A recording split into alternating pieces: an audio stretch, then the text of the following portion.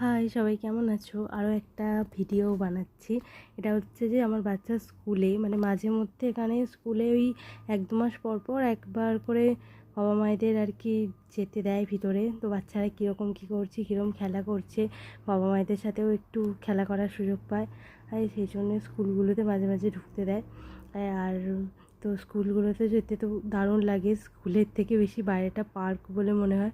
একদম প্রচুর খেলনা আছে, সাইকেল আছে, স্লিপ আছে। সে তো বাচ্চারা খুবই আনন্দ করে কাটায়। আমিও এরকম গেলাম আর গিয়ে দেখছি আমার বাচ্চা প্রথমে সাইকেল চালাচ্ছে। আর গিয়ে দেখলাম যে ও কিছুদিন আগেও স্কুল যেতে চাইতো না, মানে আর এখন কত ভালোভাবে স্কুলে থাকে, খেলছে নিজের মতো, একা একা টয়লেট যায়, একা একা খেয়ে নেয়।